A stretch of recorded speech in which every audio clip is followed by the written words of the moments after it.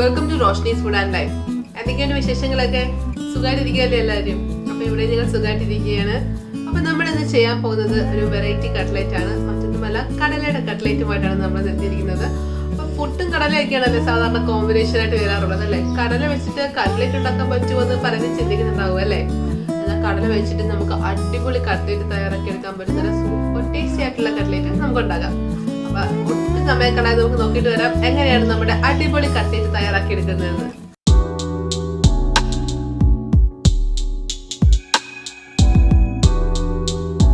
അപ്പോൾ നമ്മുടെ കടല കട്ട്ലേറ്റ് ഉണ്ടാക്കാനുള്ള ഫസ്റ്റ് സ്റ്റെപ്പ് എന്ന് വെച്ച് കഴിഞ്ഞാൽ കടല നന്നായിട്ട് കുതിർത്തെടുക്കുക എന്നുള്ളതാണ്.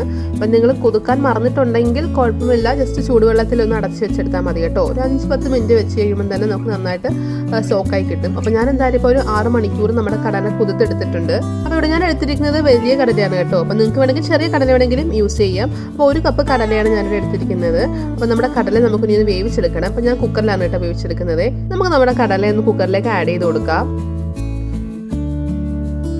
ഇനി നമുക്ക് നന്നായിട്ട് അടച്ചു വെച്ചിട്ട് വേവിച്ചെടുക്കാം. എനിക്കിപ്പോൾ 3 വിസിൽ മതിയാവും കേട്ടോ നമ്മുടെ കടല വെന്ത് കിട്ടാനായിട്ട്. 3 വിസിൽ മതി. അപ്പം നിങ്ങളുടെ കടലയുടെ വേവ് അനുസരിച്ച് അങ്ങോട്ടും ഇങ്ങോട്ടൊക്കെ കുറച്ച് വ്യത്യാസങ്ങൾ വരും. പിന്നെ ഒരുപാട് നമ്മൾ ഓൾറെഡി കുതിർത്ത് വെച്ചതായത് കാരണം ഒരുപാട് അങ്ങ് വേവൊന്നും ആവശ്യമില്ല. 2-3 വിസിലാകുമ്പോൾ തന്നെ നമുക്ക് നന്നായിട്ട് വെന്ത് കിട്ടും. പിന്നെ നമ്മുടെ കടല നന്നായിട്ട് വെന്തിട്ടുണ്ട്. അപ്പം വെള്ളമെല്ലാം വറ്റി കറക്റ്റായിരുന്നു വെള്ളമൊക്കെ. ഒരുപാടൊന്നും വെള്ളം ഒഴിച്ചിട്ടുണ്ടായിരുന്നില്ല ഞാൻ. നന്നായിട്ട് വെന്ത് കിട്ടിയിട്ടുണ്ട് നമ്മുടെ കടല. അപ്പം നമ്മുടെ കടലയുടെ ചൂടൊന്ന് ആറണം. അതിനുശേഷമാണ് നമ്മൾ മിക്സിയിലിട്ടൊന്ന് പൊടിച്ചെടുക്കുന്നത്. അപ്പോൾ ചൂട് മാറാനായിട്ട് നമുക്കൊന്ന് മാറ്റി വെക്കാം. ആ സമയത്ത് നമുക്ക് ഉള്ളിയൊക്കെ ഒന്ന് വഴറ്റിയെടുക്കാമേ. അപ്പോൾ നമ്മുടെ ഉള്ളി വഴറ്റിയെടുക്കാനായിട്ട് ഞാനൊരു പാൻ ഗ്യാസ് സ്റ്റൗവിൽ വെച്ചിട്ടുണ്ട്. അപ്പോൾ പാൻ ഒന്ന് ചൂടാവട്ടെ, നമുക്ക് അതിലേക്ക് ഓയിൽ ആഡ് ചെയ്ത് കൊടുക്കാം. അപ്പോൾ നമ്മുടെ പാൻ നന്നായിട്ട് ചൂടായിട്ടുണ്ട്. ഇതിലേക്ക് നമുക്കൊരു 3 ടേബിൾ സ്പൂൺ ഓയിലൂടെ ആഡ് ചെയ്ത് കൊടുക്കാം. ഇതേ നമ്മുടെ ഓയിൽ നന്നായിട്ട് ചൂടായി കേട്ടോ. ഇനി നമുക്ക് ഇതിലേക്ക് ഉള്ളി ആഡ് ചെയ്ത് കൊടുക്കാം. അപ്പോൾ നമ്മുടെ സവാളയാണ് കേട്ടോ. അപ്പോൾ ഞാനൊരു അത്യാവശ്യം വലുപ്പമുള്ളൊരു സവാള ചെറുതായി അരിഞ്ഞ് ചേർത്ത് കൊടുക്കുന്നുണ്ട്. അപ്പം നിങ്ങൾ ചെറിയ സവാള എടുക്കുന്നെങ്കിൽ 2 സവാളയൊക്കെ എടുക്കാം കേട്ടോ. അപ്പം ഞാൻ വലുതായതുകൊണ്ട് ഞാൻ ഒരെണ്ണം എടുത്തുള്ളൂ. അപ്പം ചെറുതായി അരിഞ്ഞ് ചേർക്കാൻ ശ്രദ്ധിക്കുക. അപ്പം ഞാൻ ചെറുതായി അരിഞ്ഞ് ചേർത്തിട്ടുണ്ട്.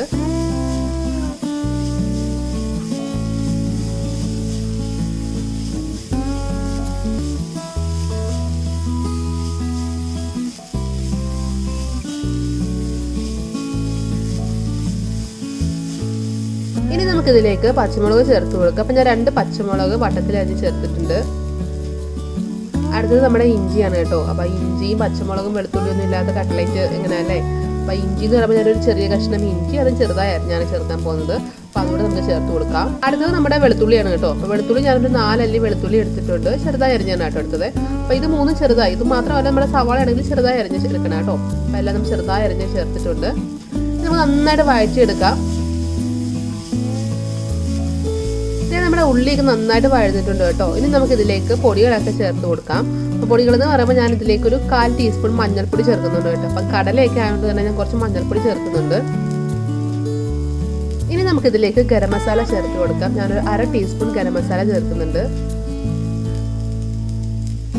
അടുത്തത് നമ്മുടെ സ്വന്തം കുരുമുളക് പൊടിയാണ്. അപ്പോൾ കുരുമുളക് പൊടി നിങ്ങളുടെ എരിവിനനുസരിച്ചും നിങ്ങളുടെ രുചിക്കനുസരിച്ചും ഒക്കെ ചേർത്ത് കൊടുക്കാം. അപ്പോൾ ഞാനിവിടെ ഒരു 1/2 ടീസ്പൂൺ കുരുമുളക് പൊടി ചേർത്ത് കൊടുക്കുന്നുണ്ട്. നിങ്ങൾക്കിപ്പം അത് കൂടുതൽ വേണമെന്നുണ്ടെങ്കിൽ അത് കൂടുതൽ ചേർത്ത് കൊടുക്കാം കേട്ടോ. ഇനി ഇതെല്ലാം കൂടെ നന്നായിട്ട് മിക്സ് ചെയ്തെടുക്കുക. അപ്പോൾ ജസ്റ്റ് അതിൻ്റെ ഒരു പച്ചമുളകൊക്കെ ഒന്ന് മാറുന്നിടം വരെ മാത്രം മതി കേട്ടോ. ഒരുപാട് അങ്ങോട്ട് വഴച്ചൊന്നും വേണ്ട. അപ്പം എന്തെങ്കിലും നമ്മുടെ ഉള്ളിയെല്ലാം നന്നായിട്ട് വഴഞ്ഞ് അതുപോലെ തന്നെ കുരുമുളകും എല്ലാം കൂടെ നന്നായിട്ട് മിക്സ് ആയിട്ട് വന്നിട്ടുണ്ട്. നമുക്ക് ഫ്ലെയിം ഓഫ് ചെയ്യാം.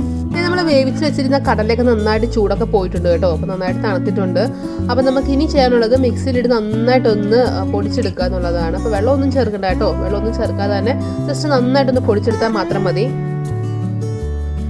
നമ്മൾ കടലയൊക്കെ നന്നായിട്ട് ക്രഷ് ചെയ്തെടുത്തിട്ടുണ്ട് കേട്ടോ. അപ്പം എന്താ ഈ പരുവം കണ്ടോ, ഇതുപോലെ നന്നായിട്ട് പൊടിച്ചെടുക്കണം കേട്ടോ. അപ്പം ചെറിയ കഷ്ണങ്ങളായിട്ടൊന്നും കിടക്കാതെ. കാര്യം എന്ന് വെച്ച് കഴിഞ്ഞാൽ നമ്മളിങ്ങനെ ഷേപ്പാക്കി എടുക്കുന്ന സമയത്ത് ചെറിയ ചെറിയ കഷ്ണങ്ങളായിട്ട് കിടന്നു കഴിഞ്ഞാൽ നമുക്ക് ക്രാക്സ് ഒക്കെ ഒരുപാട് വരുവേ. അപ്പോൾ അത് ഇതുപോലെ നന്നായിട്ട് പൊടിച്ചെടുക്കുക. ഇനി നമ്മുടെ മിക്സിങ്ങിൻ്റെ പരിപാടികളുണ്ട്. അപ്പോൾ ഞാൻ ഓൾറെഡി നമ്മുടെ പൊട്ടറ്റോ ഒക്കെ നന്നായിട്ട് ബോയിൽ ചെയ്ത് മാഷ് ചെയ്ത് വെച്ചിട്ടുണ്ടായിരുന്നു ഞാൻ. അപ്പോൾ ഞാൻ ഇതിലേക്ക് ഒരു പൊട്ടറ്റോ ചേർക്കുന്നുണ്ട്. അപ്പം പൊട്ടറ്റോ ഒരുപാട് അങ്ങനെ ചേർക്കുന്നില്ല. കാര്യം എന്ന് വെച്ച് കഴിഞ്ഞാൽ കടലയ്ക്കും ഓൾറെഡി ഒരു എന്താ പറയുക ഒരു ഒട്ടി പിടിക്കാനുള്ളൊരു ടെൻഡൻസി ഉണ്ടല്ലോ. അതുകൊണ്ട് തന്നെ ഞാൻ ഒരുപാട് പൊട്ടറ്റോ ചേർക്കുന്നില്ല. നമ്മുടെ ഒരു പൊട്ടറ്റോ, ഒരു മീഡിയം വലുപ്പമുള്ളൊരു പൊട്ടറ്റോ മാത്രമേ ചേർക്കുന്നുള്ളൂ. ഇനി നമുക്കിതിലേക്ക് മസാല ആഡ് ചെയ്ത് കൊടുക്കാം. നമ്മുടെ ഉള്ളിയുടെ മസാല ആഡ് ചെയ്ത് കൊടുക്കാം. ഇതുവരെ ഞാൻ ഉപ്പൊന്നും ചേർത്തിട്ടില്ലായിരുന്നു. ഇതിലേക്ക് ഞാനൊരു ആവശ്യത്തിന് ഉപ്പ് ചേർക്കുന്നുണ്ട്. ഒരു 1/2 ടീസ്പൂൺ ഉപ്പ് ചേർത്ത് കൊടുക്കുന്നുണ്ട്. അപ്പോൾ ഉപ്പ് ഇനിയും പോരാ എന്നുണ്ടെങ്കിൽ നമുക്ക് എല്ലാം കൂടെ മിക്സ് ചെയ്തിട്ട് അവസാനം ചേർത്താൽ മതി കേട്ടോ, അല്ലെങ്കിൽ ഉപ്പ് കൂടിപ്പോയാലോ. അതുകൊണ്ട് തന്നെ ഞാൻ ഒരു 1/2 ടീസ്പൂൺ ഉപ്പ് ചേർത്തിട്ടുണ്ട്. അപ്പോൾ നമുക്ക് കുറവാണെങ്കിൽ നമുക്ക് ഇനിയും ചേർത്ത് കൊടുക്കാം. ഇതെല്ലാം കൂടെ ചേർത്തിട്ട് നമുക്ക് നന്നായിട്ട് മിക്സ് ചെയ്തെടുക്കാം കേട്ടോ. അപ്പോൾ നമ്മുടെ കടലയും പൊട്ടറ്റോയും ഉള്ളിയും എല്ലാം കൂടെ ചേർത്ത് നന്നായിട്ട് നമുക്ക് മിക്സ് ചെയ്തെടുക്കാം.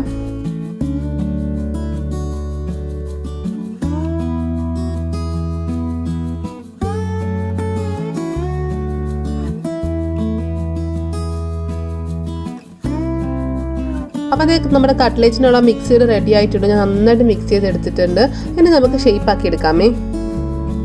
അപ്പോൾ ചെറിയ ചെറിയ ബോൾസ് ആക്കി നമ്മൾ എടുക്കുക ആദ്യം തന്നെ. അപ്പോൾ കടല ആയതുകൊണ്ട് ക്രാക്സ് വരാനും സാധ്യതയുണ്ട്. അപ്പോൾ നിങ്ങൾ ചെയ്യേണ്ടത് നന്നായിട്ട് സൈഡ് ഒന്ന് പ്രസ് ചെയ്ത് കൊടുത്താൽ മാത്രം മതി കേട്ടോ.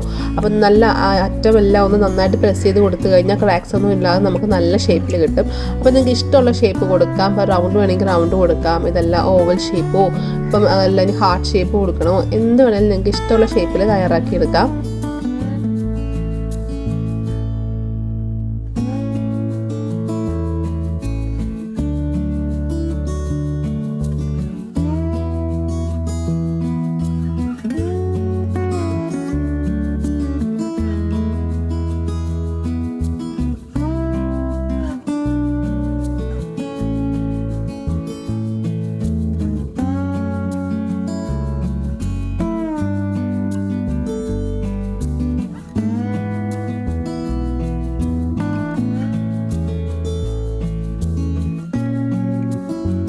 അപ്പോൾ ഇതേ നമ്മുടെ കട്ട്ലേറ്റ്സ് ഒക്കെ ഞാനിവിടെ ഷേപ്പാക്കി എടുത്തിട്ടുണ്ട്. ഞാൻ എന്തായാലും റൗണ്ട് ഷേപ്പ് തന്നെയാണ് കേട്ടോ കൊടുത്തിരിക്കുന്നത്. അടുത്ത നമ്മുടെ പരിപാടി എന്ന് വെച്ച് കഴിഞ്ഞാൽ നന്നായിട്ട് കോട്ട് ചെയ്തെടുക്കണം ബ്രെഡ് ക്രംസിൽ. അപ്പം ഞാൻ മുട്ട എടുത്തിട്ടുണ്ട്, ബീറ്റ് ചെയ്ത മുട്ട എടുത്തിട്ടുണ്ട്, ബ്രെഡ് ക്രംസും എടുത്തിട്ടുണ്ട്. പിന്നെ മുട്ട വേണ്ടാത്തവരുണ്ടെങ്കിൽ കോൺഫ്ലവറോ അതെല്ലാം മൈദ വേണമെങ്കിലും യൂസ് ചെയ്യാം കേട്ടോ. അപ്പോൾ ഞാൻ എന്തായാലും മുട്ടയാണ് ഇവിടെ യൂസ് ചെയ്തിരിക്കുന്നത്. ഇവിടെ എല്ലാവർക്കും മുട്ട യൂസ് ചെയ്യുന്നതാണ് ഇഷ്ടം, അതുകൊണ്ട് കേട്ടോ ഞാൻ മുട്ട എടുത്തത്. അപ്പോൾ നിങ്ങൾക്ക് കോൺഫ്ലവറോ മൈദ യൂസ് ചെയ്യാം. അതിനുശേഷം നമുക്ക് നന്നായിട്ട് ബ്രെഡ് ക്രംസിലൂടെ നന്നായിട്ട് ഡിപ്പ് ചെയ്ത് നമുക്ക് മാറ്റി വെക്കാം. അപ്പോൾ നമ്മൾ കട്ട്ലേറ്റ്സ് എല്ലാം നമ്മുടെ ബ്രെഡ് ക്രംസിൽ നന്നായിട്ട് കോട്ട് ചെയ്ത് എടുത്തിട്ടുണ്ട്. ഇനി നമ്മുടെ ഫ്രൈയിങ് പ്രൊസീജിയറാണ്. അപ്പോൾ അതിനായിട്ട് ഞാനൊരു പാൻ ഗ്യാസ് സ്റ്റവിൽ വെച്ചിട്ടുണ്ട്. അപ്പം പാൻ ചൂടായി കഴിഞ്ഞപ്പോൾ നമുക്ക് അതിലേക്ക് എണ്ണ ഒഴിച്ചു കൊടുക്കാം.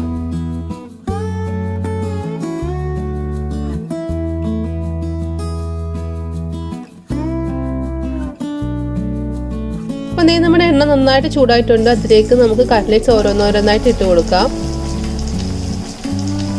അപ്പോൾ ഞാൻ എപ്പോഴും പറയാറുള്ളത് പോലെ തന്നെ ഫ്ലെയിം ഒട്ടും കുറച്ച് വെക്കണ്ട കേട്ടോ. നന്നായിട്ട് തന്നെ കിടന്നോട്ടെ. കാരണം എന്ന് വെച്ച് കഴിഞ്ഞാൽ എല്ലാം കുക്ക്ഡ് ആയിട്ടുള്ള ഐറ്റംസാണ്. കടലയാണെങ്കിലും നമ്മൾ വേവിച്ചെടുത്തതല്ലേ, അതുകൊണ്ട് തന്നെ കുഴപ്പമൊന്നുമില്ല. അപ്പോൾ നല്ല ഫ്ലെയിം കൂട്ടിയിട്ടിട്ട് തന്നെ നന്നായിട്ട് ക്രിസ്പി ആക്കി നമുക്ക് എടുക്കാം.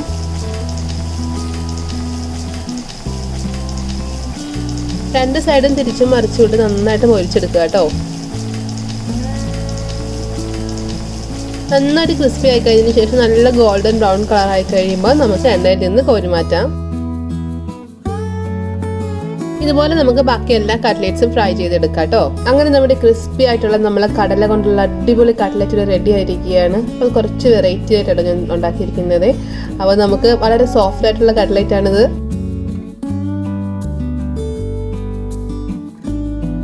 എങ്ങനെയുണ്ടല്ലോ നമ്മുടെ കടല കട്ട്ലേറ്റ്? അടിപൊളിയായിട്ടില്ലേ? സൂപ്പർ ക്രഞ്ചി ആയിട്ടുള്ള നമ്മുടെ കട്ട്ലേറ്റ് ആണ് കേട്ടോ. ശരിക്കും പറഞ്ഞു കഴിഞ്ഞാൽ നമ്മൾ പറഞ്ഞാലേ അറിയത്തുള്ളത് കടലയാണെന്ന്. കാരണം നല്ലൊരു ടേസ്റ്റ് ആണ് കേട്ടോ നമ്മുടെ ഈ കട്ട്ലേറ്റിനെ.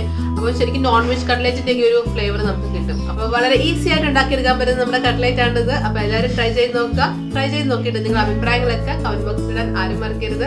വീഡിയോ ഇഷ്ടമായി കഴിഞ്ഞാൽ ലൈക്ക് ചെയ്യാനും ഷെയർ ചെയ്യാനും വിട്ടുപോകരുത്. അപ്പോൾ ആദ്യമായിട്ട് വീഡിയോസ് കാണുന്നവരുണ്ടെങ്കിൽ ചാനൽ ഒന്ന് സബ്സ്ക്രൈബ് ചെയ്തേക്കണേ. തൊട്ടടുത്തുള്ള ബെല്ലൈക്കൺ എനേബിൾ ചെയ്യാൻ മറക്കല്ലേ. ഇതുപോലത്തെ നല്ല നല്ല കട്ട്ലേറ്റ് റെസിപ്പീസുമായിട്ട് നമുക്ക് അടുത്ത വീഡിയോയിൽ കാണാം. അതുവരെ ബൈ, ടേക്ക് കെയർ. രുചിയുടെ വർണ്ണങ്ങൾ നിങ്ങളുടെ മനസ്സ് നിറയ്ക്കട്ടെ. സ്നേഹത്തോടെ റോഷ്നീസ് ഫുഡ് ആൻഡ് ലൈഫ്.